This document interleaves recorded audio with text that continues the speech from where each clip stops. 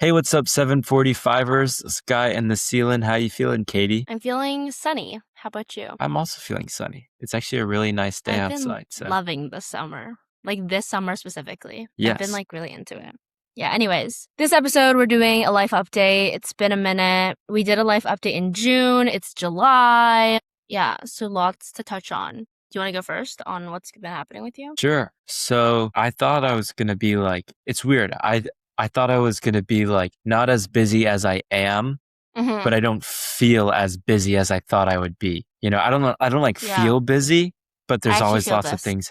lots of Yeah, things happening. So like yeah. right now, my schedule looks like Mondays, I volunteer at the hospital till like 2, and then I have Mm-hmm. like an internship thing at like 4 to 5, and then like, doing martial arts from like 7 to 8.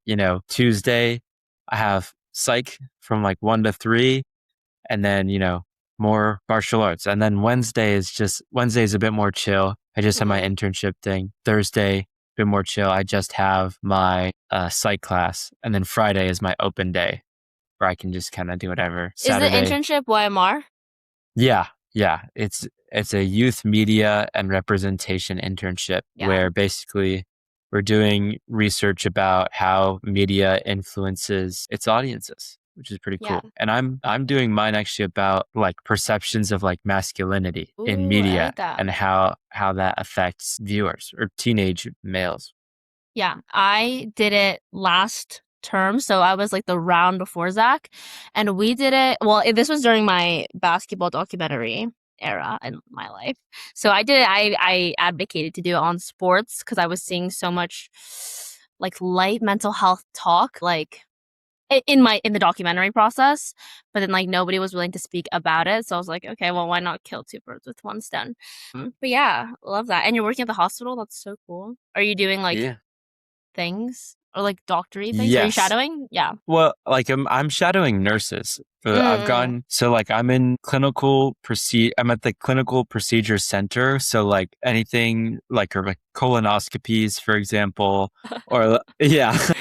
So and it's really interesting because I was supposed to like on my assignment it said like I would be doing like administrative work, but then like I showed up on my first day and the lady was like, "All right, you're going here," and I was like, "All right." And so like Nice. I went there and I've been like sticking with it, and they're really fun. It's just like pretty much like a group of like Vietnamese nurses that just call each other like auntie all day. Like they're like, go with like Auntie Dorati. She's gonna show you how to take off the EKG. And I'm like, all right, let's Okay. go. So I glove I up love and that. yeah, it's fun. It's really fun. Yeah. I'd encourage a lot of teens or even like college students as well, work in a hospital. And I'm actually working at the VA, which is like the Hmm. Veterans Association hospital. And it's, you get to like really like uplift, veterans who like, you know, they've done like a great service for our country. So I feel like, it's important that we uh, aid them. Yeah, 100%. Yeah, that's amazing. Yeah. What have you been up to, Katie? Yeah, well, like my June was a lot of travel. I went to go see family, and then I went on a trip with my church to a Native American reservation. Like this is like my thing this summer. Like it's all I've been able to talk about because it was actually like one of the most impactful things I've ever experienced in my life. The Native American reservations in Washington, the Yakima Nation. So it's technically a sovereign state. So they have their own tribal council, tribal everything. So like the US government's not supposed to interfere, I think, unless it's like certain things. But yeah, it was so great. We built a new roof. Actually, I didn't build a new roof. Part of the team built a new roof. We painted this woman's house, and the woman we helped, she had fostered in her lifetime over 38 kids. So that was purely impressive. I did get like so many mosquito bites. So I had like one, two, three, four. I had four. I have one here and I have like two on my back. But anyways, so that was crazy. I slept in a traditional teepee. Did I feel like I was appropriating culture? Yes. I felt a little awkward, but like they wanted us to do it. So I was just like, okay, like I'm gonna do it. It was so cold. But like that, like manual labor one, I'm not good at that. Persevering through hard things that are like physical, I'm also not very good at that, but I did it and I'm like so proud of myself. But the neighborhood, the community is really, it doesn't even seem like you're in America. It's like a third world country. It's so impoverished. And that was like so sad. These kids who live there, addiction is like the main problem there for the adults, and gambling, etc. But the kids, you know, a lot of them have abusive families. A lot of them just have parents who just aren't active. And like they said, they gave us like statistics on our first day about the reservation and everything. And they said basically every teenager is functionally homeless, which is Wow. so crazy. And then Yeah. any like child, adolescent kid is probably not living with their birth parent. They're probably with a grandparent, an aunt, foster. So that made me really sad. And then I don't know if you've heard about this. You'll definitely, if you do psychology, you'll definitely learn about this. So ACE is adverse childhood experience. And it's like this score that these researchers were, okay, basically the idea is if you go through a lot of mental and hardship and like even physical things when you're a kid, you are likely to see like physical health effects in your later years. So for example, a score of 4 to 5 out of 10 would mean you will have a higher risk of diabetes. You will have a higher risk of cardiovascular problems. You will have a higher risk of like, they said like osteoporosis or something. Like your brain is so affected by everything you're going through, especially in childhood, right? So like when your mind is on fight or flight for so long, like all day, your prefrontal cortex doesn't like develop fully eventually, like by the time you're 25 or whatever. So you go through so many health problems. And these kids that we were hanging out with, their scores were 9 out of 10. So it's like, it's not good. Some of the things on the list are early initiations to drugs, alcohol, sex, gang violence, all these things. And they're scoring 9 out of 10s. Like that is so bad.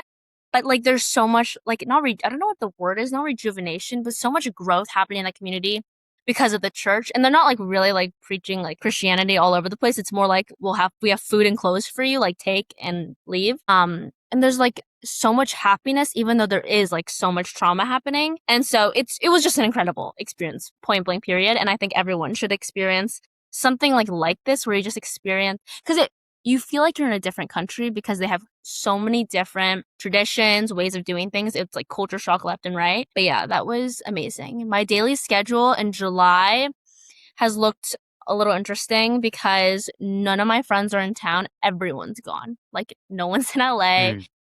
On LA, Natalia's on LA, everyone's in Germany, Europe, camp, whatever. So yeah, it's been like basically lock-in season for me. Like when you have no one to hang out with, it's just like work, work, work. And I think I've been on the grind in like almost every aspect of my life, which I've actually enjoyed like a lot.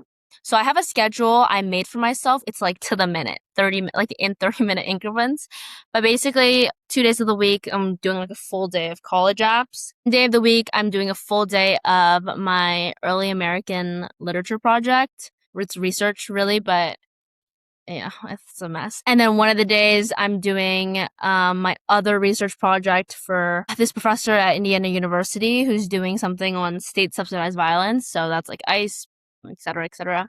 And then one of the days I am just starting to work on this because it's kind of been on the back burner. But for our school, next year's the 10th year of our school, which is crazy. Then Yeah. so we're doing a documentary on the founding of our school, 6 or 7 episodes. And yeah, so we're starting that, like making questions, scheduling people. So I'm really excited about that. So lots of happening. And at the same time, I'm really trying to get healthier. Like I Mm. feel like the past month in June, traveling, not being in my own house, it kind of just all fell off. 100% agree. Yeah. Well, for me personally as well. Yeah, Like, yeah, it just like died. yeah. Yeah, I got that. Like And I'm not saying, yeah, yeah. yeah. You know what I'm saying. I was eating basically because the food there wasn't that great. I was just eating anything I could find and that was just not good. So yeah, that's what's been happening with me. Also another thing that like I feel like you would like maybe know about is actually no, I don't know why I said that. Well, my mom is going through menopause. She's like of that age. I found this documentary about menopause that I wanted to watch because I would just been so interested in being an OB-GYN, but it's incredible and it is so awful what these women have to go through. I recommend everyone watch it. It's called Balance. Guess who made this documentary? Jade monks. Who's that? They're these monks. I think they call them Jade monks because they're the women monks. I see. Jade Oh yeah, Monks not is a not a group of person. Yeah, people. yeah, it's I a group of see. people. Okay. So the two women who produced this documentary are jade monks, and they are, supernatural, herbal, like what's it called meditation, but they're going through menopause, and they were like, I need hormone therapy. Like I need the drugs, can't do this natural thing anymore. And it goes through their journey of like trying to like figure out how to be a jade monk while doing what they call a natural hormone replacement therapy. It's so interesting. You learn so much about hormones. So crazy. I fear menopause every day now. But like there's like a solution kind of. So yeah, I've just been like trying to learn things. Like I've been a documentary person these days. I know. I guess I would say a bit more about menopause than the average 17-year-old guy.